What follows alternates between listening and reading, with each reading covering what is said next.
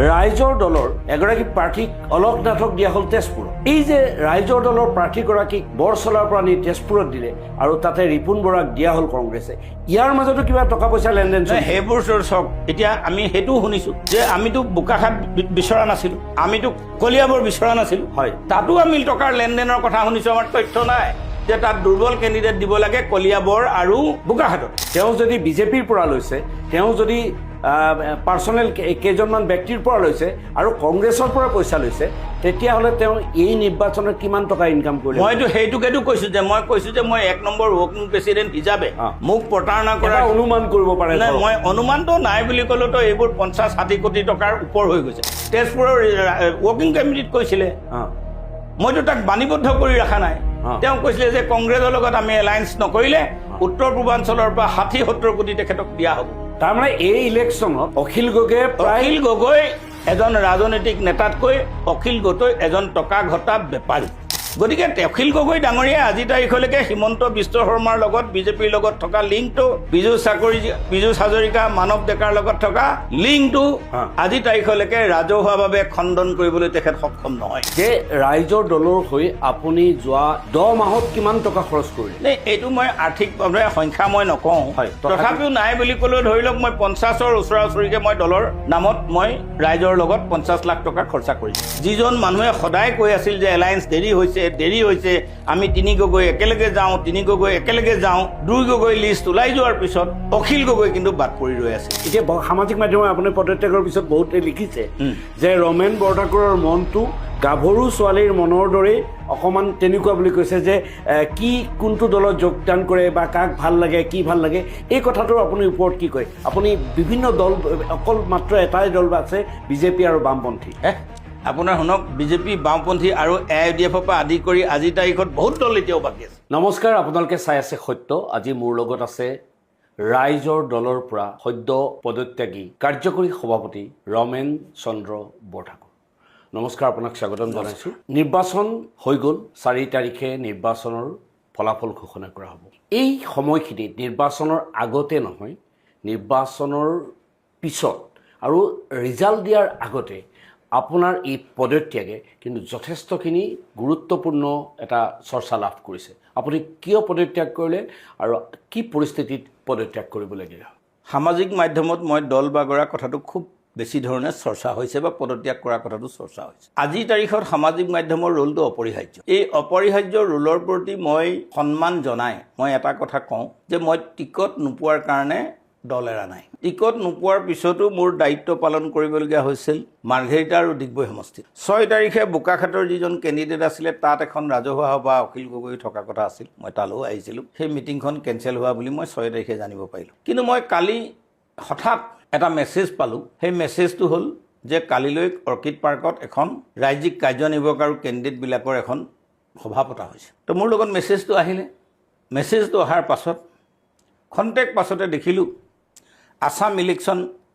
2026 দলে এটা গ্ৰুপ সৃষ্টি কৰিছিলে, মোক ৰিমুভ কৰা হ'ল। প্ৰথম কথা, মই দলৰ 1 নম্বৰ কাৰ্যকৰী সভাপতি। আজি যিখন সভা আহ্বান কৰিছিলে সেইখনো মোৰ লগত এটা আলোচনা মৰ্মে বোলে সভা এখন এতিয়া ঠিক কৰিব পাৰোঁ নেকি? মোৰ মতে আজিৰ তাৰিখত সেই মিটিংখনৰ প্ৰয়োজনীয়তা নাছিল। কালিলৈ বিহু, মানুহে ব্যস্ততা থাকিব, ঠিক আছে। ৰাজনৈতিক দলো এটা যুদ্ধক্ষেত্ৰৰ দৰে প্ৰস্তুতি চলে, পাতিছে, তাত মোৰ ক'বলগীয়া একো নাই। মোক কিন্তু যেতিয়া এই গ্ৰুপটোৰ পৰা আঁতৰাই দিয়া হ'ল, তেতিয়া মোৰ এটা অনুভৱ হ'ল যে মোৰ এগেইনষ্টত ষড়যন্ত্ৰ হৈছে আৰু দলৰ সভাপতিয়ে মোৰ পদত্যাগ বিচাৰে। গতিকে মই সভাপতিয়ে বিচৰাৰ দৰেই পদত্যাগ কৰিলোঁ গধূলি 5টামান বজাত। তাৰ আগতে এজন অতুত খাহীয়ে ফেচবুকত দি দিলে যে ৰমেন বৰঠাকুৰে কাৰ্যকৰী সভাপতিয়ে পদত্যাগ কৰে। কিন্তু মই ৰাইজৰ দলৰ কোনো এজন বিষয়ববীয়াৰ পৰাও এটা ফোন নাপালোঁ আপুনি পদত্যাগ কৰিলে নেকি বুলি। সংবাদ মাধ্যমৰ বহুত পদত্যাগত ফোন পালোঁ মই যে আপুনি পদত্যাগ কৰিছে নেকি। মই কৈছোঁ মই নাই কৰা, এতিয়ালৈকে মই পদত্যাগ কৰা নাই। গতিকে বহুকেইজনৰ লগত কথা বতৰা পতাৰ পাছত মই পদত্যাগ কৰিলোঁ। কাৰণ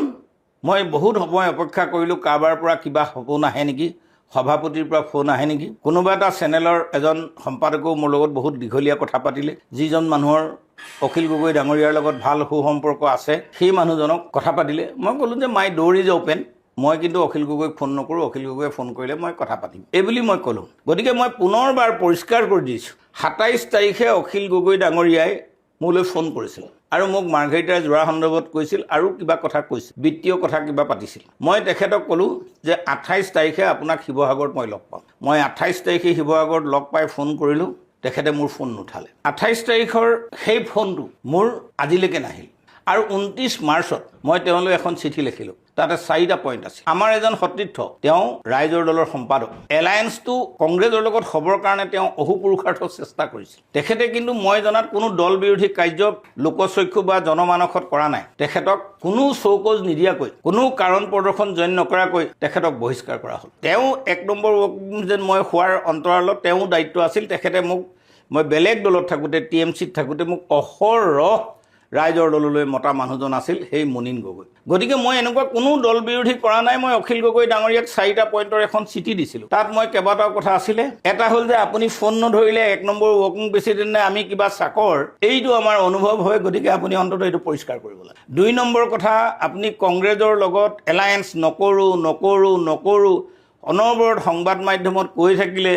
যে আপুনি এলায়েন্স নকৰে। মই পাৰ্চনেলি কনভিন্স হ'লোঁ যে এই এলায়েন্স কেতিয়াও নহয়। আৰু তেখেতে এটা সময়ত আমাক কৈছিলে এলায়েন্স নকৰিলে তেখেতে 60-70 কোটি টকা পাব। আমাৰ কৰ্ণধাৰ সমিতিত প্ৰকাশ কৰা কথা, এইটো তেজপুৰৰ কৰ্ণধাৰ সমিতিত প্ৰকাশ কৰা। মই তেতিয়া তেখেতক কৈছিলোঁ যে চাওক, দলৰ ৰাজনীতি কৰিবলৈ সংগঠন শক্তিশালী লাগে আৰু বিত্তীয় ক্ষমতা লাগে। আপুনি যদি পুঁজি যোগান ধৰিব পাৰে তো তেতিয়াহ'লে আমি অকলে নিৰ্বাচন খেলাটো ভাল।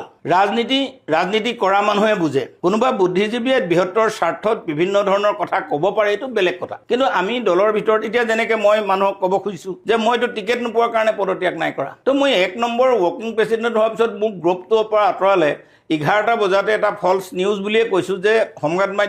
সামাজিক মাধ্যমত ওলালে যে মই পদত্যাগ কৰিলোঁ। কিন্তু মোৰ বিভিন্ন সংবাদ মাধ্যম, কিন্তু মোৰ দলৰ মানুহে বা মোৰ দলৰ সভাপতিয়ে কোনো ফোন নকৰিলে। তাৰ পাছত মোৰ সমৰ্থনত ভাস্কৰ চেতিয়া বুলি এজন অৰ্গেনাইজিং ছেক্ৰেটাৰী ষ্টেট কমিটি, তেওঁ ৰিজাইন কৰিলে। তেওঁক কিন্তু অখিল গগৈ ডাঙৰীয়াৰ PA ফোন কৰি সুধিলে যে তুমি কিয় ৰিজাইন কৰিলা? তেতিয়া ক'লে যে ৰমেন বৰঠাকুৰে ৰিজাইন কৰিছে, মোৰ লিডাৰ ৰমেন বৰঠাকুৰ, মোৰ লিডাৰ অখিল গগৈ নহয়। কিন্তু মোৰ ওচৰলৈতো কোনো ধৰণৰ ফোন নাহিল কাৰোবাৰ। মানে আচলতে আপোনাক ৰাইজৰ দলে যিমানখিনি গুৰুত্ব দিব লাগিছিল সেই গুৰুত্বখিনি আপোনাক দিয়া নাছিল। কাৰণ আপুনি TMCৰ এগৰাকী সভাপতি আছিল, ৰাজ্যিক সভাপতি। তাৰপিছত আপুনি ৰাইজৰ দলত যোগদান কৰিলে আৰু 1 নম্বৰ যিটো কাৰ্যকৰী সভাপতি সেইটো গ্ৰহণ কৰিলে। তাৰপিছত আমি দেখা পাইছোঁ যে বিভিন্ন মেলে মিটিঙে আপুনি বা দলটোৰ সৈতে যি লাগিছে বা আপুনি কৈছে যে আপোনাৰ প্ৰাইভেট বা আপোনাৰ পাৰ্চনেল বহুত টকা পইচাও খৰচ কৰিছে দলটোৰ নামত। এই ক্ষেত্ৰত আপুনি কি কয়? আপোনাৰ বহুত পইচা আপুনি খৰচ কৰিছে দলটোৰ নামত। চাওক, দিছপুৰ সমষ্টিত, গুৱাহাটীৰ দিছপুৰ সমষ্টিত বা কামৰূপ মেট্ৰ'ত ৰাইজৰ দলৰ কোনো অস্তিত্ব নাই। আৰু ৰাইজৰ দল ইয়াত ভালো নাপায়, প্ৰাসংগিকো নহয়। মই বহু চেষ্টা কৰিছিলোঁ, কেৱল অৰ্থ খৰচা কৰাই নহয়। অখিল গগৈ ডাঙৰীয়াই মোক কৈছিলে যে 4খন বলেৰো দি দিয়ক। 4খন বলেৰো ইকুৱেল টু 3 লাখ টকা। 1500 টকাকৈ এখন গাড়ীত খাবলৈ দি দিয়ক। 4খন × 1500 6,000 টকা। মাহত হ'ব 1,80,000 টকা, 4,80,000 টকা। তেল লাগিব মিনিমাম দিছপুৰত ঘূৰি ফুৰিবলৈ এখন গাড়ীত 30,000 টকাকৈ 1,20,000 টকা, 6 লাখ টকা। বুথ কমিটি বনাবলৈ দি দিয়ক। 272টা বুথ কমিটি আছে, 5,000 টকাকৈ দি দিয়ক। ৱাৰ্ড কমিটি বনাবলৈ 20,000 টকাকৈ দি দিয়ক। এইবোৰ কি আছিলেনো অখিল গগৈ? মই সুধিছোঁ। অখিল গগৈক মই যিমান ডাঙৰ লিডাৰ বুলি মই ভাবিছিলোঁ, আজি ৰাইজক স্পষ্ট কৰি কৈছোঁ, অখিল গগৈ মোক দলৰ ভিতৰত বহুতে সন্মান দিছে, মই মানি লৈছোঁ। কিন্তু মোক টিকেটৰ ক্ষেত্ৰত প্ৰতাৰণা কৰিছে। আৰু অখিল গগৈ এলায়েন্স কৰিবলৈ গৈ সফল হোৱা নাই। কাৰণ দিছপুৰত তেওঁ চিট আনিব পৰা নাই, বৰচলাত তেওঁ চিট আনিব পৰা নাই, নাওবৈচাত তেওঁ চিট আনিব পৰা নাই, ধেমাজিত তেওঁ চিট আনিব পৰা নাই, ডিমৌত তেওঁ চিট আনিব পৰা নাই। তো পাৰিলে ক'ত? তেওঁ, আমি শুনিছিলোঁ, মোক কৈছিলে যে 68টামান তেওঁ চিটত প্ৰাৰ্থী দিব। এবাৰ দলৰ বিষয়ববীয়া তেওঁৰ ওচৰলৈ গৈছিল। তেওঁ এলায়েন্স কৰিবলৈ প্ৰেছাৰ দিয়াৰ কাৰণে তেওঁ কৈছিল যে তহঁতি সভাপতি বদলাই ল। এনেকুৱা কি পাক চক্ৰ আহিলে, যিজন মানুহে সদায় কৈ আছিল যে এলায়েন্স দেৰি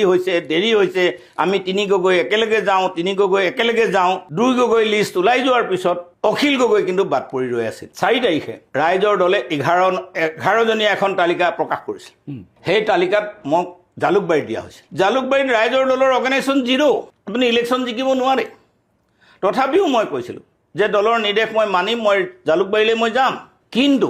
দলে পুঁজি যোগান ধৰিব লাগিব। মোক সকলোৱে এইটো ভাবিব নালাগে মোৰ খাজানা বহুত বেছি আৰু এই খাজানা মই দলৰ নামত খৰচা কৰি যাব লাগে এই কথাৰ মই পৰিপন্থী হয় জালুকবাৰীত মই নিৰ্বাচন খেলিছিলোঁ নিৰ্বাচন খেলোঁতে কংগ্ৰেছ দলে মোক এটা পুঁজিও দিয়া নাছিল কংগ্ৰেছ দলৰ এজন নেতাও নগৈছিল সেইটো পুৰণা কথা এইটো কথা মই এতিয়া এৰিছোঁ কংগ্ৰেছৰ লগত মই এইখিনিতে আপোনাক সুধিব খুজিছোঁ যে ৰাইজৰ দলৰ হৈ আপুনি যোৱা 10 মাহত কিমান টকা খৰচ কৰিলে নে এইটো মই আৰ্থিকভাৱে সংখ্যা মই নকওঁ তথাপিও নাই বুলি ক'লেও ধৰি লওক মই 50ৰ ওচৰা ওচৰিকৈ মই দলৰ নামত মই ৰাইজৰ লগত 50 লাখ টকা খৰচা কৰিছোঁ কাৰণ আপোনাক এটা উদাহৰণ দিওঁ যি জুবিন গাৰ্গৰ 18 নৱেম্বৰত বশিষ্ঠৰ চিলড্ৰেন পাৰ্কত এটা কাৰ্যসূচী পাতিছিলোঁ তাত 200 মানুহৰ হেল্থ চেকআপ হৈছিল তাত 7জনকে চেলিব্ৰিটি আহিছিল আৰু তাত হাজাৰ হাজাৰ মানুহক মই পুৰি ভাজি বিনামূলীয়াকৈ খুৱাইছিলোঁ এয়া কেৱল দলৰ বিকাশৰ কাৰণে মোৰ বিকাশৰ কাৰণে নহয় যিসকলে সামাজিক মাধ্যমত মোৰ হৈ কথা কৈ থাকে মই ভাল পাম তেখেতসকলে এখন গোট খাই মোক মিটিং পাতক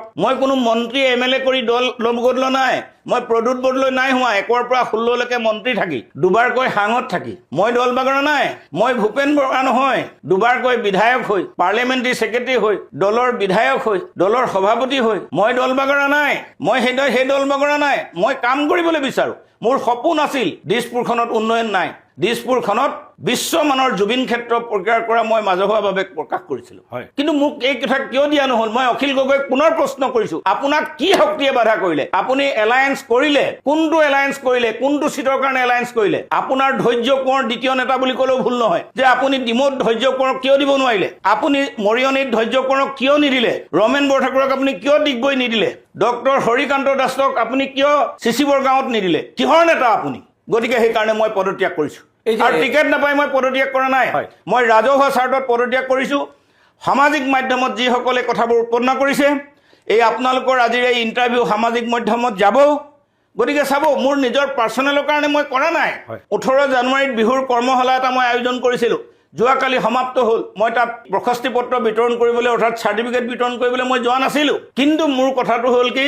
যে মই কেৱল ৰাইজৰ কামে কৰোঁ সমাজৰ ৰাজনীতিৰ কামে কৰোঁ এনেকুৱা নহয় যে সমাজৰ কামো মই কৰোঁ বহুত অৱদান আছে মোৰ মই সেই লিষ্টখন মই নিদিওঁ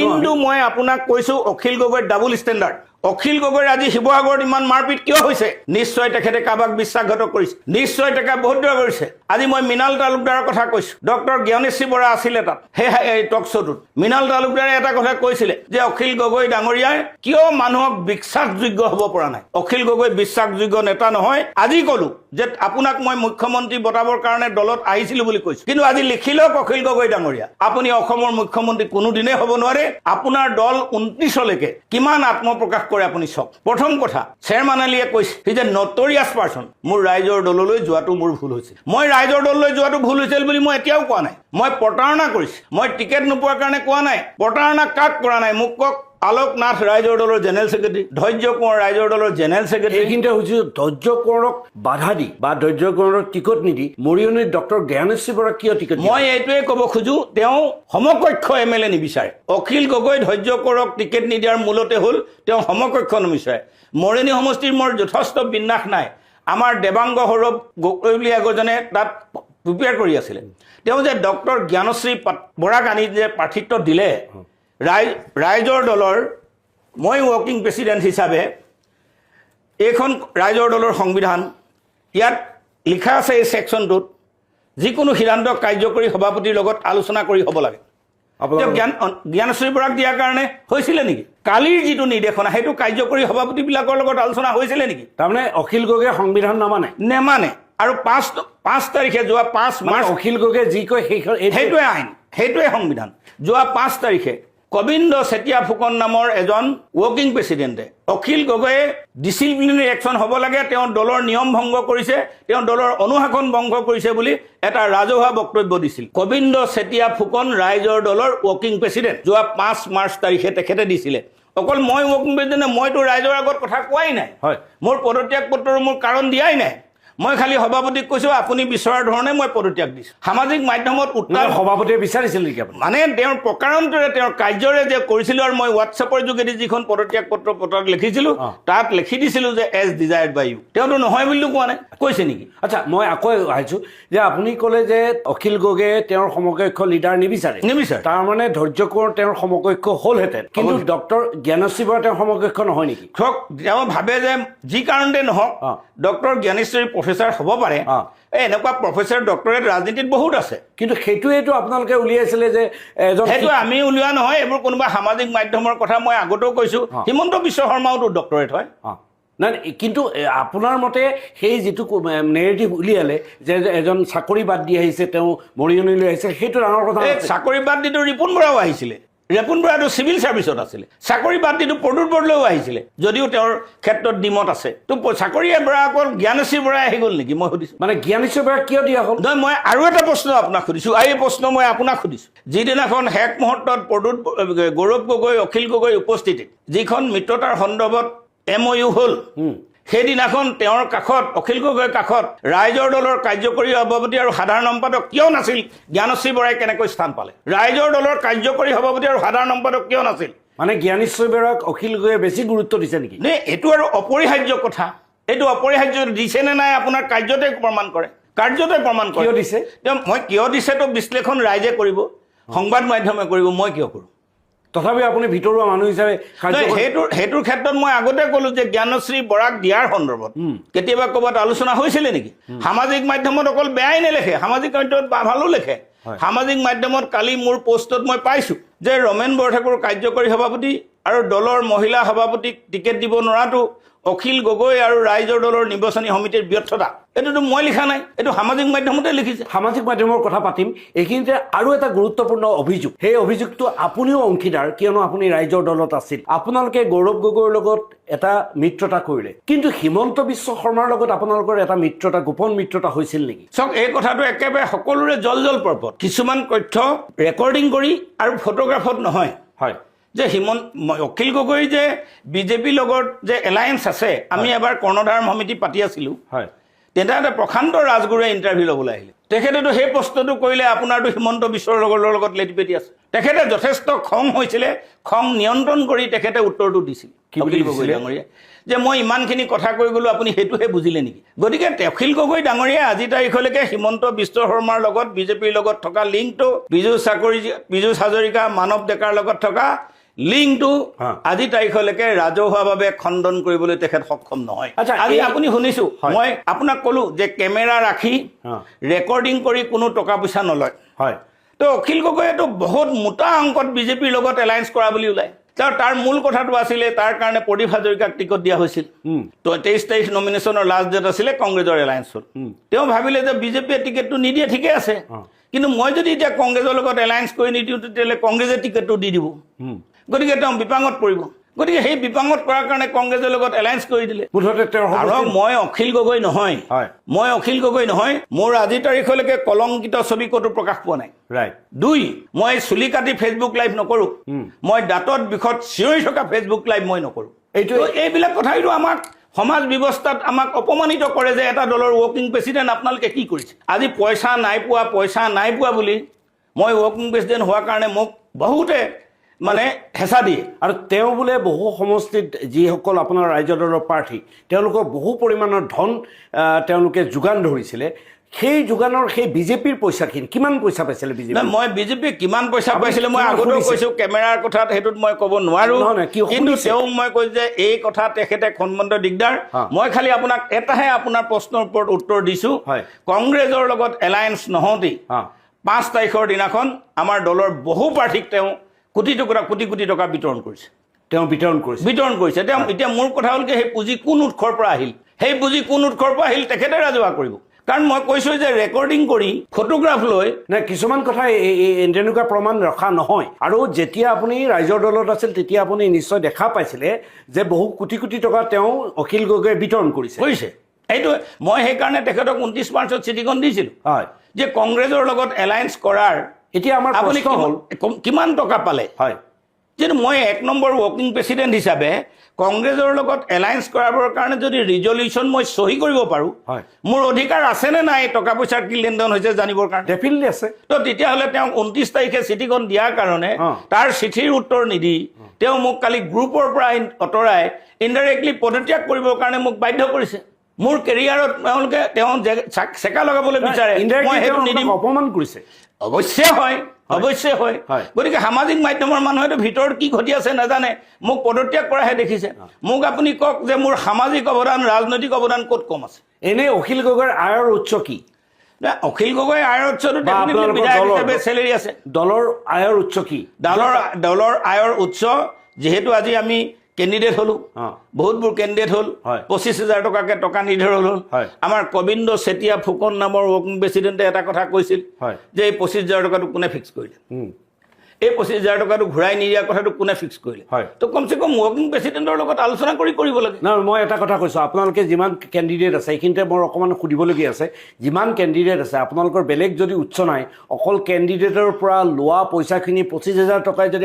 চাওক ৰাজনৈতিক দল এটা দল বৰঙণিটো চলে মই আপোনাক আগতেও কৈছোঁ আপুনি কৈছে মই কৈছোঁ নহয় যে মই আপোনাক কৈছোঁ যোৱা 5 তাৰিখৰ দিনা তেখেতে কোটি কোটি টকা বিটালে ইয়াৰ আগতে নিৰ্বাচনৰ আমাৰ বিষয়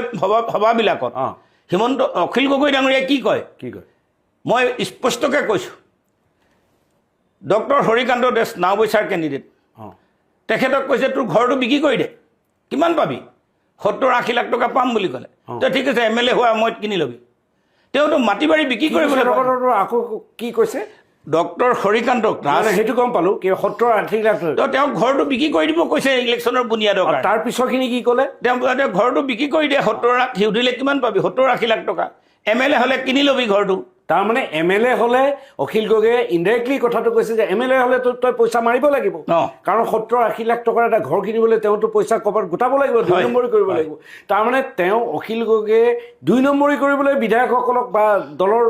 তেখেতসকলক পৰিচয় মই আপোনাক আগতেও ক'লো য'ত স্বচ্ছতা নাই আজি অৰ্কিড পাৰ্কৰ মাজত বহি লৈ অৰ্কিড পাৰ্কটো আমাৰ দলৰ হেড অফিচ নহয় ৰাইজৰ দলৰ সভাপতিজন নিৰ্বাচনৰ প্ৰাকক্ষণত ক'ত থাকিব লাগে হেড অফিচত বোলে শিৱসাগৰত কিন্তু থাকেতো কাজিৰঙাত কিয় থাকে আজি ধেবুৰীৰ পৰা কাজিৰঙালৈ গৈ পাবলৈ 9 ঘণ্টা লাগে আৰু এইখিনিতে আৰু এটা কথা আপোনাক মই সুধিব ৰাইজৰ দলৰ এগৰাকী প্ৰাৰ্থীক অলক নাথক দিয়া হ'ল তেজপুৰত কিন্তু ৰাইজৰ দলৰ তেজপুৰত বৰচলাত বিচাৰিছে অলক নাথে এই যে ৰাইজৰ দলৰ প্ৰাৰ্থীগৰাকীক বৰচলাৰ পৰা নি তেজপুৰত দিলে আৰু তাতে ৰিপুণ বৰাক দিয়া হ'ল কংগ্ৰেছে ইয়াৰ মাজতো কিবা টকা পইচা লেনদেন সেইবোৰ চাওক এতিয়া আমি সেইটোও শুনিছোঁ কি শুনিছে যে আমিতো বোকাখাত বিচৰা নাছিলোঁ আমিতো কলিয়াবৰ বিচৰা নাছিলোঁ কলিয়াবৰত কাক কেণ্ডিডেট দিয়া এই মানে কংগ্ৰেছৰ পঢ়া এজন মানুহক আমি কেণ্ডিডেট পাতিলোঁ বোকাখাতত কাক পাতিলোঁ কংগ্ৰেছৰ পৰা এজন অহা মানুহক আমি টিকেট পাতিলোঁ সেইকেইটাতো কংগ্ৰেছে দিব পাৰিলেহেঁতেন তো তেতিয়াহ'লে আমি কেলৈ দিলোঁ তাতো আমি টকাৰ লেনদেনৰ কথা শুনিছোঁ আমাৰ তথ্য নাই যে তাত দুৰ্বল কেণ্ডিডেট দিব লাগে কলিয়াবৰ আৰু বোকাখাতত তাৰমানে আপুনি ক'ব খোজে যে ৰিপুণ বৰা বৰচলা বা বোকাখাত অতুল বৰা বা কেশৱ মহন্তৰ পৰাও তেখেতে পইচা লৈছে নেকি মই আপোনাক ক'লোঁ যে এই কথাবোৰ ৰেকৰ্ডিঙত নহয় কিন্তু আপুনি চাৰ্কুমটেঞ্চিয়েল এভিডেন্স বুলি কথা এটা আছে সেই চাৰ্কুমটেঞ্চিয়েল এভিডেন্সে কিন্তু অখিল গগৈ ডাঙৰীয়াই ধানলি কৰাটোকে প্ৰমাণ কৰে তাৰমানে তেওঁ যদি আপোনাৰ মতে দেই আপোনাৰ কথা মতে তেওঁ যদি বিজেপিৰ পৰা লৈছে তেওঁ যদি পাৰ্চনেল কেইজনমান ব্যক্তিৰ পৰা লৈছে আৰু কংগ্ৰেছৰ পৰা পইচা লৈছে তেতিয়াহ'লে তেওঁ এই নিৰ্বাচনত কিমান টকা ইনকাম কৰিলে মইতো সেইটোকেতো কৈছোঁ যে মই 1 নম্বৰ ৱৰ্কিং প্ৰেচিডেণ্ট হিচাপে মোক প্ৰতাৰণা কৰা অনুমান কৰিব পাৰে মই অনুমানটো নাই বুলি ক'লেতো এইবোৰ 50-60 কোটি টকাৰ ওপৰ হৈ গৈছে কাৰণতো তেওঁ নিজে কৈছিলে তেজপুৰৰ ৱৰ্কিং কমিটিত কৈছিলে মইতো তাক বাণীবদ্ধ কৰি ৰখা নাই তেওঁ কৈছিলে যে কংগ্ৰেছৰ লগত আমি এলায়েন্স নকৰিলে উত্তৰ পূৰ্বাঞ্চলৰ পৰা 60-70 কোটি তেখেতক দিয়া হ'ব তো তেওঁতো কংগ্ৰেছৰ কাৰণে এলায়েন্স নকৰিছিলেই তাৰমানে এই ইলেকশ্যনত অখিল গগৈ এজন ৰাজনৈতিক নেতাতকৈ অখিল গগৈ এজন টকা ঘটা বেপাৰী এইটো বৰ ডাঙৰ নহয় হয় ষ্টেটমেণ্ট দিলে ৰমেন চন্দ্ৰ বৰঠাকুৰে হাৱাত কথা নকয় মোৰ প্ৰশ্ন হ'ল যে মোক অকল প্ৰতিশ্ৰুতি দিয়া নাই দিছপুৰৰ ৰাইজক প্ৰতিশ্ৰুতি দিছিল ৰাইজৰ দলৰ কেণ্ডিডেট থাকিব দলৰ সভাত সমষ্টি কমিটিৰ সভাপতিয়ে সুধিছিল যে দলৰ সমষ্টি কমিটিৰ সভাপতিয়ে সুধিছিল আমি এতিয়া ৰাইজৰ দলৰ কেণ্ডিডেট হৈ ঘূৰি ফুৰিম পাছত যদি দলে প্ৰাৰ্থী নিদিয়ে কি হ'ব 120% ৰাইজৰ দলৰ কেণ্ডিডেট থাকিব এটা ভোট পালোঁ ৰাইজৰ দলৰ হৈ ৰমেন চন্দ্ৰ বৰঠাকুৰে নিৰ্বাচনত ইলেকশ্যন খেলিব আমাৰ যিটো ভাতৃ সংগঠন সেই ভাতৃ সংগঠনকো কৈছিল যে তাত কেণ্ডিডেট থাকিব আপোনালোকে ৰমেন চন্দ্ৰ বৰঠাকুৰক দিছপুৰত সহায় কৰক মোক সন্তনা সমবেদনা দিয়াৰ বাদেৰে তেওঁ মোক গ্ৰুপৰ পৰা আঁতৰ কৰিছে। অখিল গগৈ ডাঙৰীয়া, আপুনিও শুনি লওক, অসমৰ ৰাজনীতিত আপুনিও থাকিব, ময়ো থাকিম। আপুনি জেলত থাকি বিধায়ক হ'ল আৰু আপুনি প্ৰথম দল পৰিচালনা কৰোঁতে আপোনাৰ 3জন উপসভাপতিয়ে দল এৰি গুচি গ'ল, এজন ৱৰ্কিং প্ৰেচিডেণ্টে দল এৰি গুচি গ'ল, এজন সম্পাদকে দল এৰি গুচি গ'ল, এজন অৰ্গেনাইজিং ছেক্ৰেটাৰীয়ে দল এৰি গুচি গ'ল। আৰু কত যায় আপুনি নিৰ্বাচনৰ শেষলৈকে চাওক ৰিজাল্ট ওলোৱাৰ পিছত। এতিয়া অখিল গগৈ জিকিব নে নিজিকে? যে চাওক, সেইটো মই ফৰচুন টেলাৰো নহয়, মই ফৰচুন টেলাৰো নহয়, আপুনি নিৰ্বাচনত, কিন্তু মই এইটো ক'ব পাৰোঁ, মাৰ্ঘেৰিটা অখিল গগৈৰ ভুলৰ কাৰণেই শিৱসাগৰত ইমান উত্তপ্ত পৰিস্থিতি হৈছে। নাই, সেইটো কৈছে। এতিয়া আপুনি ঘূৰিছে দলৰ, আপুনি ইলেকশ্যনৰ এতিয়াহে ৰেজিগনেশ্যন দিছে, কিন্তু ইলেকশ্যনৰ আগতে আপুনি বিভিন্ন ঠাই ঘূৰিছে। আপুনি ৰাইজৰ দলৰ সম্ভাৱনা কিমান শতাংশ? ৰাইজৰ দলৰ কেণ্ডিডেটে চবেই এইটোৱে কয়, মোক পইচা দিয়ক, মই জিকিম। এই পইচা যে দিম বুলি কৈছে, কালেকশ্যন তেওঁতো প্ৰথমতে সকলো মানুহক ভয় খুৱায় যে ইলেকশ্যন খেলিবলৈ আহিছে, 5 কোটি টকা লাগিব। তাৰ কাৰণে আমাৰ এজন ৱৰ্কিং প্ৰেচিডেণ্টে এপ্লাই নকৰিলে। তেওঁতো ৰাজহুৱাকৈ নক'লেও তেওঁ মোক কৈছে যে জ্ঞানশ্ৰী বৰাৰ 5 কোটি আছেনে নাই। তেওঁতো মোক কৈছে, তেওঁ কবিন্দ চেতিয়া ফুকন ৱৰ্কিং প্ৰেচিডেণ্ট, মই নামেদি কৈছোঁ। কালিলৈ তেওঁ অস্বীকাৰ কৰিব পাৰে। তাৰমানে জ্ঞানশ্ৰী, তেওঁৰ মতে এতিয়া অখিলৰ যিটো ষ্টেটমেণ্ট, সেই ষ্টেটমেণ্টতে 5 কোটি টকা লৈ আহি ৰাইজৰ দলৰ হৈ নিৰ্বাচন খেলা আপোনাৰ আছিল ন? মোৰতো 5 কোটি নালাগে, মই 10 কোটিও যোগাৰ কৰিব পাৰোঁ, সেইটো পাৰিব ন? আপুনি পাৰিব, কিন্তু মই তাৰ কাৰণে সম্পত্তি বিক্ৰী কৰিব লাগিব। নহয়, সেইটো কোৱা নাই, মই কৈছোঁ তাৰমানে জ্ঞানশ্ৰী বৰাৰো আছে। জ্ঞানশ্ৰী বৰা আছে নাছে এইটো জ্ঞানশ্ৰী বৰাই ক'ব, আই কেনট স্পীক। কিন্তু তেওঁতো এটা কৈছে, মানুহে ধাৰণা কৰে যে এগৰাকী প্ৰফেচাৰে ইমান কেইদিনৰ ভিতৰত 5 কোটি টকা সংগ্ৰহ। নহয়, আপোনাৰ এজন কাৰ্যকৰী সভাপতি কবিন্দ চেতিয়া, তেওঁ কৈছে তেওঁ এপ্লাই নকৰিলে, হয়, কাৰণ তেওঁ এজন মানে দলটোৰ মুখ্য এজন কাৰ্যকৰ্তা, গতিকে তেওঁৱে যেতিয়া এপ্লাই নকৰে, তাৰমানে সেই যিটো 5 কোটি টকাৰ কথাটো অখিল গগৈয়ে কৈছিলে, তাৰমানে 5 কোটি টকা লৈ আজি বিভিন্ন কেণ্ডিডেট আজি আহিছে নেকি? আপুনি কি ভাবে? আপুনি শুনক, যি দলে জইন কৰোঁতে তেওঁ মানুহ কাৰোবাৰ মাতি ক'ব যে দলে 2 কোটি টকা দিব, আপুনি 3 কোটি লগাব পাৰিব নাই, এই প্ৰশ্নবোৰ তেওঁ সোধে। ইভেন এই যে আপোনাৰ কি বুলি কয়, টিকেট ফেয়াৰখন পাতিছিলে অৰ্কিড পাৰ্কত, তেতিয়াওতো মানুহক সুধিছিলে কিমান খৰচা কৰিব পাৰিবা, নুসুধিছিলে নেকি? তেওঁ যদি এফালেতো বহুত টকা পাইছে, আকৌ কেণ্ডিডেটৰ পৰাও তেওঁ টকা লয়। আৰু যে এই যে বিভিন্ন পাৰ্টিৰ পৰা তেওঁ পইচা লোৱা 60 কোটি মান, সেই পইচাখিনি তেওঁ বিলাই দিয়া নাই। মোৰ এইবোৰ তথ্য নাই, মই আপোনাক কৈছোঁ, কিন্তু এইটো অনুমান ভিত্তিক। কিন্তু তেওঁ যে ৰাজনৈতিক নেতাতকৈ এজন যে বেপাৰী, এইটো কিন্তু ৰমেন চন্দ্ৰ বৰঠাকুৰে অন ৰেকৰ্ড কৈছে। নাই, সেইটো ঠিকে আছে, কিন্তু এতিয়া যে আপুনি মাৰ্ঘেৰিটা ঘূৰিলে, বিভিন্ন ঠাই ঘূৰিলে, তাতে ৰাইজৰ দলৰ কেনেকুৱা দেখা পাইছে? মই আপোনাক এটাই কওঁ, কেণ্ডিডেটবিলাকে উপযুক্ত। মোক মাৰ্ঘেৰিটাৰ কেণ্ডিডেটে এখনে তেওঁৰ লগত মই মিটিং কৰিলোঁ। তাৰপিছত এখন বুথ কমিটিৰ সভা হ'ব বুলি ক'লে, মোক বেলেগ এজনে ক'লে, অবজাৰ্ভাৰ আৰু আছিলে, তেওঁ ক'লে যে কেণ্ডিডেটে কওক নকওক আপুনি আহিব। বুথ কমিটিৰ সভাখনৰ জেগাটো মই নাপালোঁ। দ্বিতীয় কথাটো হ'ল কি যে 5 তাৰিখৰ দিনাখন এখন ৰেলী হোৱাৰ কথা ক'লে, মই 5 তাৰিখলৈকে 1টা বজালৈকে অপেক্ষা কৰিলোঁ, সেই ৰেলীখনো নহ'ল। কিয় নকৰিলে এইটো তেওঁলোকে জানে। এতিয়া যে পইচা পাতিৰ কথাটো, অসুবিধাটোৰ কথা ক'লে, কিন্তু আপুনি কি দেখিছে ৰাহুল চেত্ৰীক ৰাহুল চেত্ৰীৰ জিকিব পৰা এটা পৰিৱেশ আছিল, কাৰণ গোৰ্খা সম্প্ৰদায়ে বিজেপিক বেয়া পাইছিল। গোৰ্খা সম্প্ৰদায়ে ৰাজহুৱা ষ্টেটমেণ্ট দিছিল, তাৰ 2টা কাৰণ। নদুৱাৰত যিজন আমাৰ গোৰ্খা কেণ্ডিডেট, অৰ্থাৎ কি সুনীল চেত্ৰী নে কি আছিল, তেখেতক মাৰিছিল। তিনিচুকীয়া জিলাত গোৰ্খাই বিজেপিৰ প্ৰতিমূৰ্তি মানে বিজেপি দলৰ ওপৰত মানে প্ৰতিবাদী কাৰ্যসূচী লৈছিল। আপোনাৰ খগেন শৰ্মা নহয়, গংগাধৰ শৰ্মাই ইয়াতো এই গৰু মাংস খোৱা কথাটো লৈ গোৰ্খা সম্প্ৰদায় কিছু পৰিমাণে বিতুষ্ট হৈছিল। জিকিব পৰা পৰিৱেশ আছিল, তো জিকিব পাৰিব নে নোৱাৰিব, আই cannot B A Fortuner teller, কিন্তু এই ল'ৰাটোৰ সম্ভাৱনা আছিল। কিন্তু এতিয়া আপোনাৰ কথা মতে এতিয়া সম্ভাৱনা কি নহয়? মই সেইটোত আপোনাক আৰু কোন সমষ্টিত গৈছে? বোকাখাটত মোক কৈছে যে বোকাখাটৰ কেণ্ডিডেটে মোক তেওঁৰ চেকবুক, তেওঁৰ একাউণ্ট নম্বৰ পঠাই দিছে। এইখন চিঠি মই আপোনাৰ অখিল গগৈ ডাঙৰীয়াক দিছিলোঁ 29 মাৰ্চত। কিন্তু এই উত্তৰৰ বিপৰীতে যেহেতু এইখন যিখন সভা হ'ব, এই সভাখনত মই গ'লে টকা পইচাৰ হিচাপ বিচাৰিম, যে যিজনক আমাক ইলিগেলি বহিষ্কাৰ কৰিছে তেওঁৰ কথা মই উঠাম,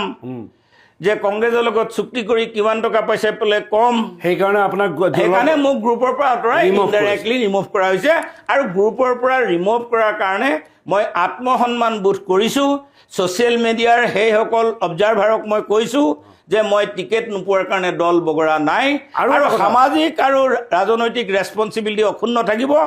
আৰু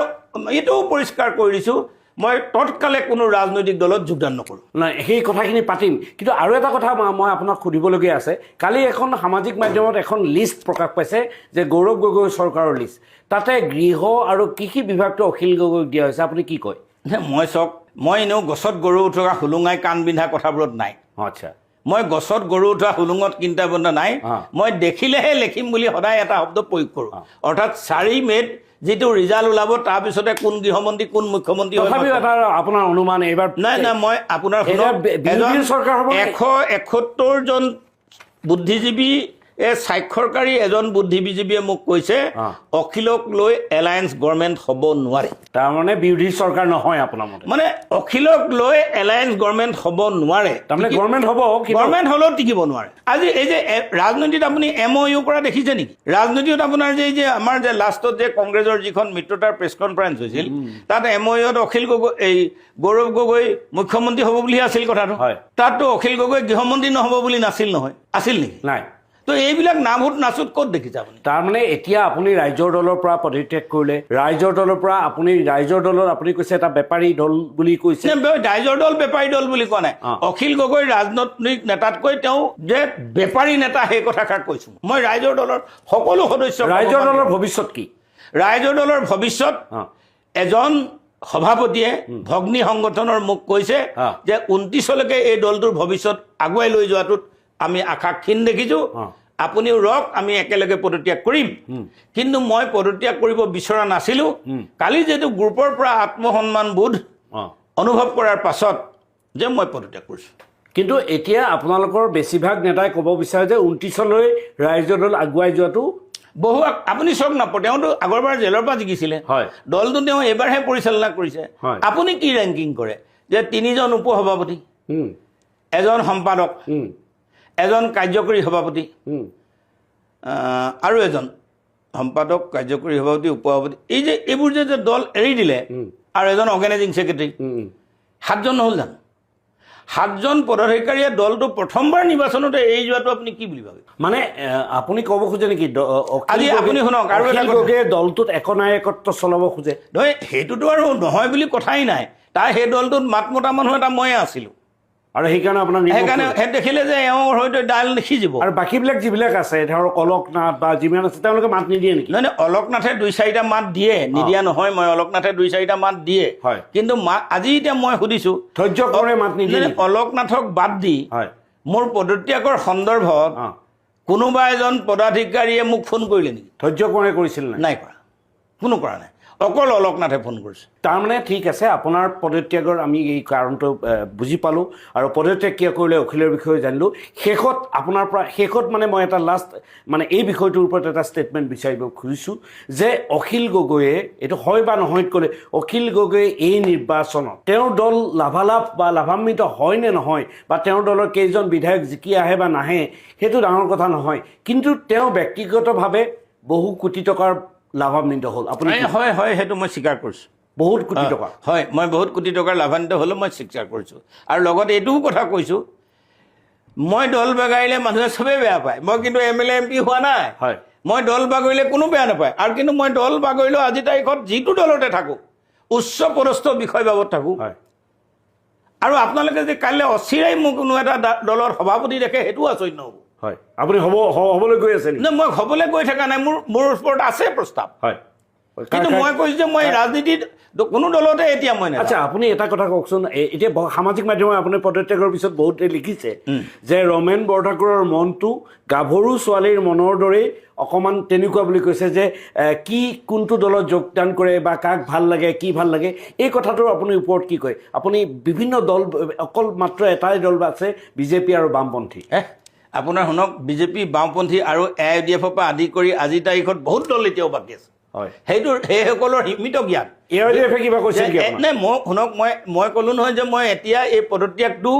মই কোনো দল সলাবৰ কাৰণে পদত্যাগ নহয় এতিয়া দল গঢ়িব নেকি? দল গঠন কৰিবৰ কাৰণে সময় আছে এইবিলাক গোটেই কথাবোৰ মই আচলতে দল গঠনৰ তথাপি এটা ইংগিত দি দিলে মই ভাল দল হ'ব। গঠন কৰাৰ প্ৰক্ৰিয়াটো 23তে আৰম্ভ কৰিছিলোঁ হয় কিন্তু মই 25ত তাক মঞ্চস্থ কৰিম বুলি কৈ মই অপাৰগ হ'লোঁ যাৰ কাৰণে মই অখিলৰ লগ পুনৰবাৰ ল'লোঁ হয় TMC এৰিয়াই TMCত থাকোঁতে মোক অখিলে যিনা হাৰাম কৰি দিছে যে আহিব লাগে ৰাইজৰ দললৈ আহিব লাগে ৰাইজৰ দললৈ আহিব লাগে গতিকে মোৰ যিনা হাৰাম কৰি দিয়া মানুহটোক তুমি কিয় টিকেট দিব নোৱাৰিলে এই কথা তুমি ৰাজহুৱা কৰা না কংগ্ৰেছ দলেও জালুকবাৰীতে টিকেট দিয়ে অমুকেও হিমন্ত বিশ্বৰ এগেইনষ্টে দিয়ে কিয় দিয়ে বাৰু আচলতে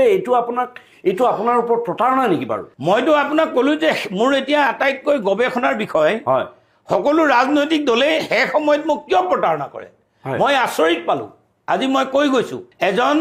কংগ্ৰেছৰ কেন্দ্ৰীয় নেতাৰ কাৰণে হয় অসমত কংগ্ৰেছ ধ্বংস হৈছে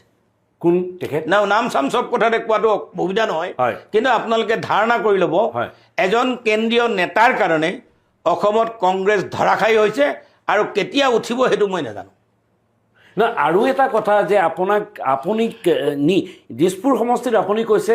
আপোনাৰ ফাইট হ'লে বা আপুনি ওলাই গ'লহেঁতেন কাৰণ দিছপুৰ সমষ্টি আপোনাক ভাল পায় তাৰপিছতো অখিল গগৈয়ে আপোনাক জালুকবাৰীত টিকেট এবাৰ ঘোষণা কৰিলে তাৰপিছত আকৌ বিদিশা নেওগক দিলে কিহৰ কাৰণে? নে অখিল গগৈ সেই টিকেট যেতিয়া যে মোক জালুকবাৰীত ঘোষণা কৰিলে অঁ তেওঁ মোক খবৰো কৰিছে যে দাদা কিমান পইচা লাগিব অঁ মোক আধা আপুনি দিব আধা মই দিম মই বোলো হ'ব অঁ আধা আপুনি দিব আধা মই দিম তাৰপিছত শেষ মুহূৰ্তত যেতিয়া এলায়েন্সটো কৰিলে তাত মোক মাতি নি কাষত বহোৱাৰ পৰিৱৰ্তে তেওঁ জ্ঞানশ্ৰী বৰাকহে বহালে তো মোৰ প্ৰশ্নটো হ'ল সেইবিলাকে যে এজন ৱৰ্কিং প্ৰেচিডেণ্ট হিচাপে বাকী দুজন ৱৰ্কিং প্ৰেচিডেণ্টতকৈ মই অভিজ্ঞ আৰু বয়সস্থ মই হিমন্ত বিশ্ব শৰ্মাৰ দৰে প্ৰখ্যাত ব্যক্তিৰ এগেইনষ্টত মই নিৰ্বাচন খেলিছোঁ প্ৰতিদ্বন্দ্বিতা কৰিছোঁ অজস্ৰ প্ৰলোভন মই ত্যাগ কৰি আহিছোঁ তেনেস্থলত যে মোক কিয়নো দিছপুৰ জালুকবাৰীৰ পৰা অঁতৰাই অনা সময়ত এবাৰতো মোক সৌজন্যতামূলকভাৱে মাত তুমি একচ্ছত্ৰী নহয় নেকি তেতিয়াহ'লে আৰু এটা কথা আপোনাৰ আৰু বিদিশা নেওগৰ মাজত এটা খুব চিমিলাৰিটি আছে জালুকবাৰী সমষ্টিত কংগ্ৰেছ দলে যাকেই টিকেট দিয়ে তাতে কিন্তু কোনো নেতা বা শীৰ্ষ নেতা প্ৰচাৰ চলাবলৈ নাযায় কথাটো কি? সেইটো কিন্তু অসমৰ সকলো সংবাদ মাধ্যমে কিয় প্ৰশ্ন নকৰে মোৰ প্ৰশ্ন তাত আছে মই কৰিছোঁ আপুনিতো কৈছে আপোনাক ধন্যবাদ কৃতজ্ঞ জনাইছোঁ সেইকাৰণে মই সুবিধা পাইছোঁ আপোনাৰ যোগেদি সকলো সংবাদ মাধ্যমক কৈছোঁ তোমালোকে কংগ্ৰেছে জালুকবাৰীত টিকেট দিয়াৰ পাছত তোমালোকে জালুকবাৰীলৈ কিয় নোযোৱা মোৰ এই প্ৰশ্নটো লাগে প্ৰচাৰ কৰিব লাগে কিয় নোযোৱা আৰু এইবাৰ বিদিশা নেওগক কংগ্ৰেছে পুঁজি দিছে নে নাই দিয়া আপোনাক? মই কংগ্ৰেছৰ ভিতৰ চৰা কথা দিয়া নাছিল কিন্তু মোকতো দিয়া নাছিলে কিন্তু বিদিশা নেওগে পুঁজি পোৱা বুলি মই জ্ঞাত হয় কিন্তু কিয় প্ৰচাৰ চলাব নাযায় সেইটোতো সেই প্ৰশ্নটো মই সেইকাৰণে কৈছোঁ আমাৰ বহুত ডাঙৰ ডাঙৰ সাংবাদিক আছে নহয় হিমন্ত বিশ্ব শৰ্মাক খুন্দিয়াই থাকে সেইসকলক মই সুধিছোঁ যে তোমালোকে কংগ্ৰেছক কিয় নুসুধা আৰু সেইসকল বুদ্ধিজীৱী মুধা পোতা যিসকলে মীৰা বৰঠাকুৰক দিছপুৰত গুৱাহাটীত পাৰ্লিমেণ্ট দিব লাগে বুলি লিখা থাকে সেই তাৰো এজন নেতা ৰাজনৈতিক তেওঁ জালুকবাৰীলৈ কিয় নাযায় তেওঁকতো মই নিৰ্বাচনত খেলাৰ মই কাটাউট বনাই দিছিলোঁ মই তেওঁক কাটাউট বনাই জালুকবাৰীত নিৰ্বাচনী প্ৰচাৰৰ কাৰণে মাতিছিলোঁ তেওঁ নগ'ল কিন্তু গতিকে সেইসকলৰ ওচৰত সেই ছ'চিয়েল মিডিয়াৰ ৰাইজসকলক মই প্ৰশ্ন উঠাবলৈ আহ্বান জনাইছোঁ মই কোনো মন্ত্ৰিত্ব মই কোনো MLA মই কোনো MP আদি দল বাগৰি থকা নাই মই এসময়ত এটা সুস্থ ৰাজনৈতিক পৰম্পৰা দিবলৈ জাগৰণ সৃষ্টি কৰিবৰ কাৰণে ৰাইজৰ স্বাৰ্থত মই প্ৰয়োজন হ'লে আৰু দল বগাবলৈ প্ৰস্তুত আছোঁ আজি মোক কি দিছপুৰত গ্ৰহণ কৰা নাছিল নেকি ৰাইজে দল বগৰা বুলি সকলো মানুহে কয় যে আপোনাৰ যি অকায়িত্ব যুক্তি খণ্ডন কৰিব নোৱাৰে গতিকে আপোনাক বিধানসভাত সোমোৱাত বাৰণ কৰি ৰাখিছে এই নিৰ্বাচনৰ পিছত বিজেপি দলে যদি আপোনাক এটা আমন্ত্ৰণ দিয়ে আপুনি বিজেপি দলৰ নীতি আদৰ্শৰ প্ৰতি আপোনাৰ কেনেকুৱা ভাৱ যে যাবলৈ প্ৰস্তুত নে? মই আপোনাক এটা কথা ক'লোঁ যে বিজেপি চৰকাৰৰ দিনত অসমৰ সামাজিক আৰু ৰাজনৈতিক স্বাৰ্থ বিঘ্নিত হৈছে আপুনি ৰাজপথত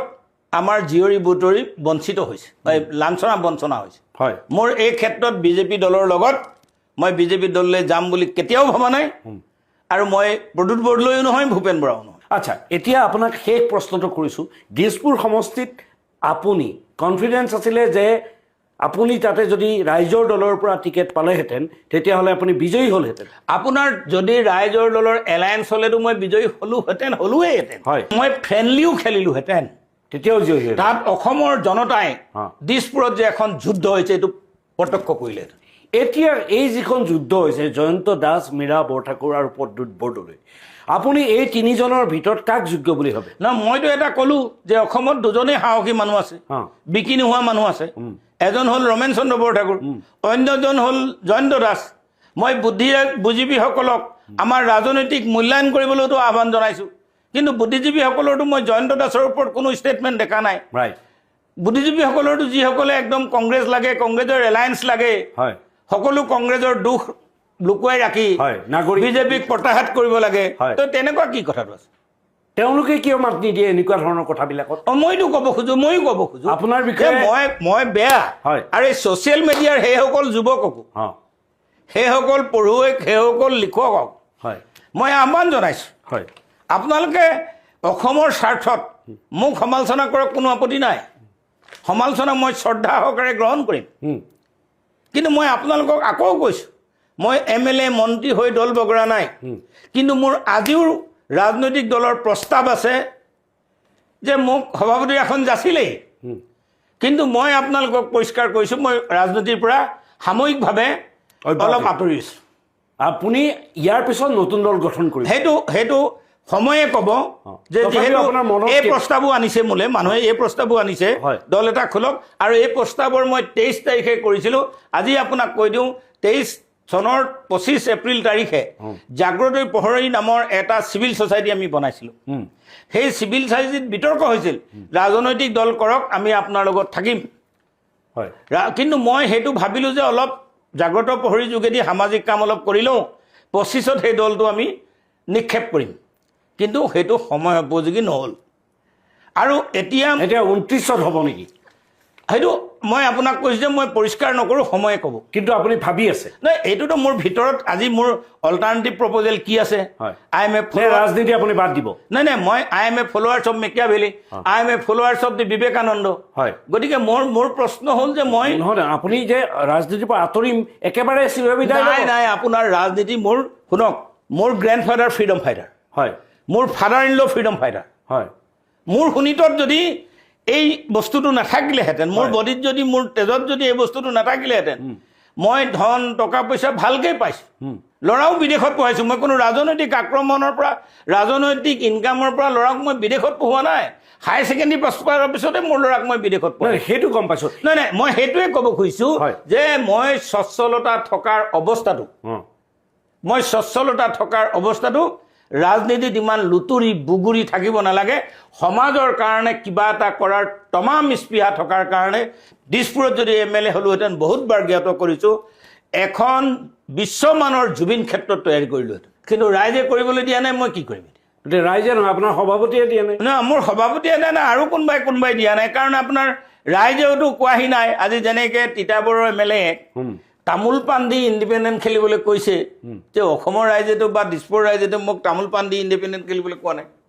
নাই কিন্তু এতিয়া ইণ্ডিপেণ্ডেণ্ট খেলিলেতো আপুনি যাক ভাল পায় জয়ন্ত দাসৰ লগতেতো আপোনাৰ এইবিলাক শুনক চাওক জয়ন্ত দাসকতো মই আপোনাক কৈছোঁ যে জয়ন্ত দাসৰ নিকা ভাবমূলি আপুনি ভাবমূলি নিকা মই কৈছোঁ কিন্তু মই মোৰ প্ৰস্তাৱটো হ'ল যে মই এইটো হাইপথেচিছ কথাই কৈছোঁ যেতিয়া নাহিলে নহ'ল সেইটো কথাটো পাতি থাকি লাভ নাই ৰাইট কিন্তু মোৰ কথা হ'ল কি যে তেনেকুৱা পৰিস্থিতিত মই যিটো আপুনি প্ৰশ্ন মোক কৰিছে ৰাইজে কৰা নাই নহয় দলেহে কৰিছে কিন্তু ৰাইজেওতো যেনেকৈ তিতাবৰৰ MLA তামোল পাণ দি নিৰ্বাচন খেলিবলৈ ইণ্ডিপেণ্ডেণ্ট খেলিবলৈ মানুহে মাতিছে তেনেকৈতো মোক কোনো মাতা নাই তেখেতে ৰাইজৰ হৈ কাম কৰিছিলে কিন্তু এতিয়া আপোনাৰ শুনক মই MLA নোহোৱাকৈ ৰাইজৰ হৈ বহুত কাম কৰিছোঁ যে সেই কথাবোৰ আপোনালোকে অলপ বুজিব মই আগতেও কৈছোঁ জুবিনৰ 18 নৱেম্বৰত যিটো বাৰ্থডে বশিষ্ঠৰ চিলড্ৰেন পাৰ্কত মোৰ 5 লাখ টকাৰ পুঁজিৰে জুবিনৰ অনুষ্ঠান পাতিছোঁ জুবিনৰ নামত হেল্থ চেকআপ কৰিছোঁ জুবিনে যিহেতু দুখীয়া মানুহক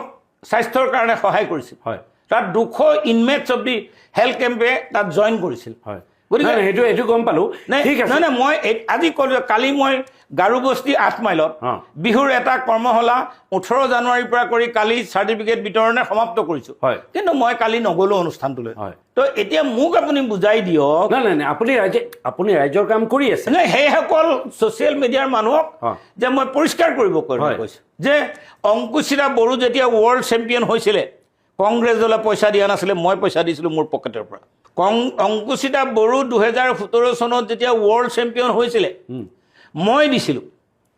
সেইবিলাক গম পালো মই সেইটো কোৱা নাই মই সামাজিক কাম হয়নে নহয় সেইটোৱে সামাজিক কাম হয় ইয়াৰ আগৰ সাক্ষাৎকাৰটো আপোনাৰ এই কথাখিনি আমি শুনিছোঁ আপুনি কাম কৰিছে আৰু তেতিয়াও আপুনি কৈছে যে এবাৰ টিকেট পালে মই জিকিম কিন্তু অখিল গগৈয়ে আপোনাক টিকট নিদিলে আৰু দলৰ ভিতৰত ৰাইজৰ দলৰ ভিতৰত কি খেলি মেলি আছে আপুনি গোটেইখিনি কথা ক'লে কিন্তু মই আপোনাক শেষ প্ৰশ্নটো সুধিছোঁ আপুনি কৈছে যে ৰাজনৈতিক ক্ষেত্ৰখনৰ পৰা কিছুদিন আঁতৰি থাকিম যে এই আপোনাৰ দৰে এজন ব্যক্তি আমাক লাগে গতিকে এই আঁতৰি থকাটো একেবাৰে আঁতৰিব নে ভৱিষ্যতে এইটো সাময়িক মানে ভৱিষ্যতে যিসকলে আজি আপুনি AI চাৰ্চ কৰক মুঠত আৰ্টিফিচিয়েল ইণ্টেলিজেঞ্চ চাৰ্চ কৰক ৰমেন বৰঠাকুৰ আপুনি দেখিব AI যথেষ্ট শুদ্ধ মন্তব্য কৰিছে হয় কি কৰিছে মই আপোনাক এটাতে কেনেকৈ কৈ দিম আপোনাক মই পঢ়ি দিব লাগিব AI কৰাটো হয় মই চাই ল'ম ঠিক আছে হয় গতিকে আজিৰ তাৰিখত AI শুদ্ধ মতলাপ কৰিছে হয় কিন্তু কৈছে যে ৰাজনৈতিক দল ত্যাগ কৰে অন্য দললৈ যাবৰ কাৰণেই নেতাসকলে কিছুমান পদত্যাগ পত্ৰত নেলেখে পাছত সংবাদ মাধ্যমৰ যোগেৰে তেওঁলোকৰ এই কথাখিনি প্ৰকাশ কৰে আৰু মই আজি আপোনালোকৰ আহ্বানত যিহেতু আপোনালোকে নিৰ্বাচনৰ আগতো মোৰ ইণ্টাৰভিউ লৈছিলে আৰু সেইকাৰণে আপোনালোকে ইণ্টাৰভিউ দিয়াৰ কাৰণে মই আজি আপোনালোকৰ তালৈ আহিলোঁ অন্য সংবাদ মাধ্যমেও মোক যোগাযোগ কৰিছিলে মই এই ৰাইজৰ কাৰণে কথা ক'লোঁ যে আৰু মই ৰাইজৰ দলৰ ওপৰত মোৰ গালি গালাজ মোৰ বন্ধুবৰ্গৰ প্ৰতি মোৰ কোনো ধৰণৰ অভাৱ অভিযোগ নাই যে যি প্ৰতাৰণা অখিল গগৈ ডাঙৰীয়াই কৰিলে অখিল গগৈ ডাঙৰীয়া দীৰ্ঘায়ু হওক অখিল গগৈ ডাঙৰীয়াই ৰাজনৈতিকভাৱে উন্নতি কৰক কালি আকৌ অখিল গগৈ আপোনাক পদত্যাগ পত্ৰ গ্ৰহণ কৰা নাই বুলি ক'লে আপুনি ৰাইজৰ দললৈ ঘূৰি যাব নেকি মই সেইবোৰ প্ৰশ্ন চাওক হাইপ'থেচিছ কুৱেশ্যনৰ উত্তৰ হাইপ'থেচিছ নহয় মানে আজি আপুনি এটা অভিমান কৰি ওলাই আহিছে বহু দলত ৰাজনৈতিক অভিমান ৰিপুণ বৰা ওলাই গৈ এটা বেলেগ দলত আছিলে তাৰপিছত তেওঁ কংগ্ৰেছলৈ ঘূৰি আহিছে গতিকে আপুনিও অখিল গগৈয়ে যদি আপোনাক আকৌ আমন্ত্ৰণ কৰে যে ৰমেন দা কিবা এটা বুজাবুজি হ'ল ভুল বুজাবুজি হ'লে আপুনি আকৌ ৰাইজৰ দললৈ চাওক মই আপোনাক অস্বীকাৰ কৰা নাই যে ফ্লেক্সিবিলিটি ৰাজনৈতিক নেতাৰ থকা উচিত তাৰমানে আপুনি যাব মই কৈছোঁ ফ্লেক্সিবিলিটি ৰাজনৈতিক নেতাৰ থকা উচিত যদি গৌৰৱ আৰু আপোনাক আগলৈ কৈছোঁ অখিল গগৈ ভাল নেতা হ'ব যদিহে তেওঁ কিছুমান সংশোধন কৰে আমাৰ সাক্ষাৎকাৰটো কৈছিলে হয়তো জুবিন গাৰ্গৰ পিছতেই বেষ্ট পপুলাৰ তেওঁ বুলি কৈছিলে কিন্তু মই সংশোধন হোৱাৰ কথা কৈছিলোঁ তেওঁ সংশোধন নহ'ল তেওঁ সংশোধনটো হোৱাই নাই তেওঁতো আপুনি একপক্ষীয় সিদ্ধান্ত লৈ থাকে এই দাঁত বিষাই চটপটাই থাকে ছ'চিয়েল মিডিয়াত লাইভ কৰে চুলি কাটে ছ'চিয়েল মিডিয়াত লাইভ কৰে বিচনাত শুই শুই ছ'চিয়েল মিডিয়াত লাভ কৰে এইবিলাক কথা সমাজত আমাৰ কাণলৈ আহে নহয় আমাক ৰাইজে নেতা হিচাপে আপোনালোকে অকণমান আমি লজ্জিত হওঁ অনুভৱ কৰোঁ লজ্জিত মই তেখেতক কৈছোঁ এতিয়া চাওক মোৰ বহুত দেৰি হ'ল যথেষ্টখিনি আমি পাতিলোঁ মোৰ শেষ প্ৰশ্ন যদি ৰাইজৰ দলে আপোনাক পুনৰ আমন্ত্ৰণ কৰে আপুনি যাব নেকি নাম্বাৰ মই বাৰ কৈছোঁ আপুনি এটা হয় বা নাযাওঁ আপোনাৰ শুনক যে ৰাজনৈতিক নেতাৰ ফ্লেক্সিবিলিটি থকা উচিত তাৰমানে আপুনি যাব যদি কংগ্ৰেছে গৌৰৱ গগৈয়ে আপোনাক কয় যে এইবাৰ আহক আমি একেলগে যুঁজো বিজেপিৰ তেওঁলোকে ৰিজাল্টবোৰ উলিয়াই লওকচোন তাৰ পিছৰ কথা প্ৰথমতে ৰিজাল্টবোৰ উলিয়াই লওকচোন তাৰপিছত আপুনি কংগ্ৰেছতো যোৱাৰ সম্ভাৱনা মানে শুনক মই এতিয়ালৈকে মই যিটো এইটো কথা কোৱা হৈছে সাম্প্ৰদায়িক ৰাজনীতিৰ পৰা মই আজিৰ তাৰিখত বিৰত আছোঁ আৰু মই নিৰপেক্ষ ধৰ্ম নিৰপেক্ষ ৰাজনীতিত আজিৰ তাৰিখত সাম্প্ৰদায়িক ৰাজনীতি কংগ্ৰেছেও কৰি আছে নাই কৰা বুলি ক'ব আজিৰ তাৰিখতো ভাৰতবৰ্ষৰ ছবি নহয় আৰু ভাৰতবৰ্ষৰ কংগ্ৰেছৰ এটা ধৰ্ম নিৰপেক্ষ দল বুলিয়েই প্ৰতিচ্ছবি আছে নহয় আছে কিন্তু সাম্প্ৰদায়িক তেওঁলোকে কৰিছে যথেষ্ট উদাহৰণ আছে আৰে মই যদি আপোনাক কওঁ ময়ে দেখুৱাই দিওঁ শুনকচোন আজি পশ্চিম গুৱাহাটীত আমাৰ কি ডুবে নহয় এই আমাৰ যিজন কেণ্ডিডেট বিজেপিৰ কেণ্ডিডেট বিজয় গুপ্তা বিহাৰী সম্প্ৰদায়ৰ কেণ্ডিডেট দিলে বোলে একদম হুলস্থুল হৈছিলে কংগ্ৰেছে চম্বুজাক দিয়া নাছিলে নেকি তিনিচুকীয়াত মোৰ কথাটো শুনক যে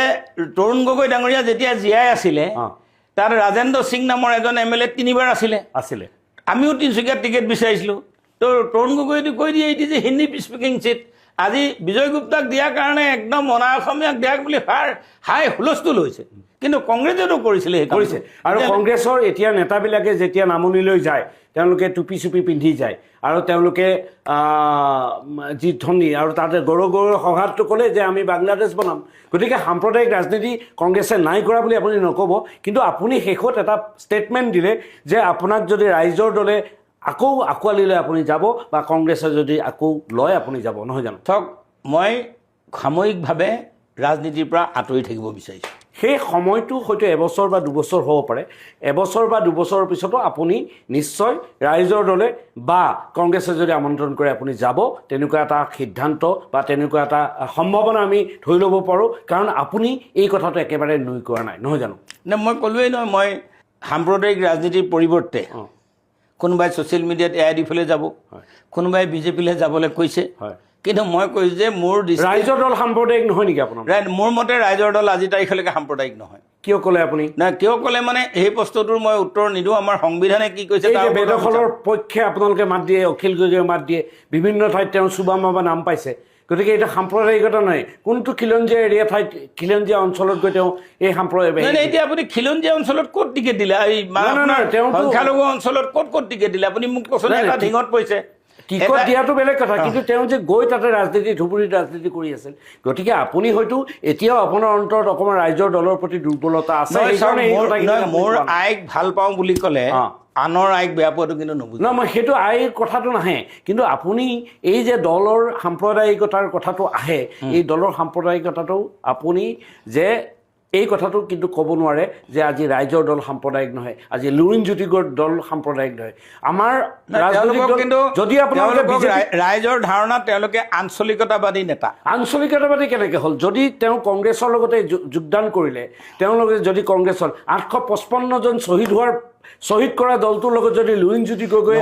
নহয় 855জন শ্বহীদৰ বিনিময়ত আমি কিবা পাইছিল নে নাই নাই পোৱাটো কথা আমি 805জন কাৰ আন্দোলনত শ্বহীদ হোৱাৰ পিছত আমি একো পোৱা নাই কিন্তু 855জন শ্বহীদ হোৱাৰ পিছত কংগ্ৰেছৰ দিনত আমি কিবা পাইছিলোঁ তাৰমানে কংগ্ৰেছৰ সেই কথাখিনি আপুনি হেৰি কৰিব খোজে মই আপোনাক ক'ব খোজো যে বিপ্লৱ হ'লে বিপ্লৱ বুলিয়ে কৈছোঁ বা ভিকন এটা আন্দোলন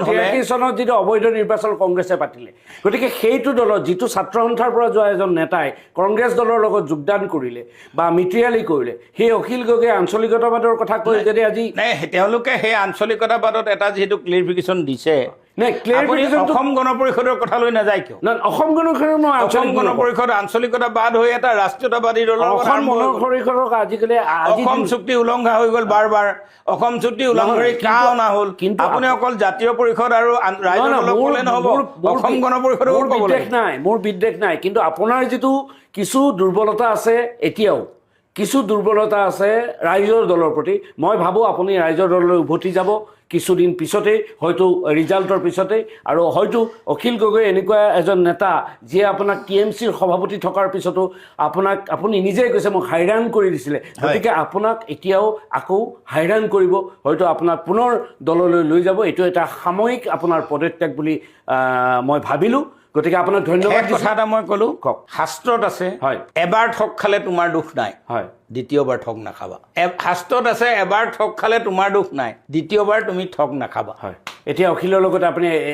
এবাৰ ঠগ খালে নে দুবাৰ খালে এবাৰ খালে আৰু এবাৰ খাবলৈ আপোনাৰ মন আছে মই কোনো দ্বিতীয়বাৰ নাখাবা বুলি কৈছোঁ এইবাৰ সচেতন হৈ যাব ডেফিনেটলি যিটো সেইবিলাক যদি অভিজ্ঞতাৰ পৰা যদি আহৰণ কৰি আপুনি সচেতন ধন্যবাদ আপোনাক ভাল লাগিলে আৰু ইমান স্পষ্টভাৱে আপুনি গোটেই কথাখিনি ক'লে আমাৰ এই সাক্ষাৎকাৰটোৰ ভাল লাগিলে আমাৰ সময় হ'ল প্ৰিয় দৰ্শক এয়া আছিল ৰমেন চন্দ্ৰ বৰঠাকুৰ তেখেতে সদ্য পদত্যাগী এগৰাকী ৰাইজৰ দলৰ নেতা তেখেতৰ ক্ষোভ ৰাইজৰ দলৰ প্ৰতি তেখেতৰ ক্ষোভ অখিল গগৈৰ প্ৰতি তেখেতৰ ক্ষোভ আৰু ভিতৰৰ বহু কথা নিৰ্বাচনৰ সময় বহু ভিতৰৰ কথা তেওঁ খোলাচা কৰিলে আমাৰ সন্মুখত তেওঁ ক'লে যে অখিলে যথেষ্ট সংখ্যক ধন তেওঁ কালেকশ্যন কৰিছিলে এই নিৰ্বাচনৰ বাবে আৰু সেইবিলাক ক'ত কেনেকৈ দিয়া হৈছে এই সকলোবোৰ কথা আপোনালোকে শুনিলে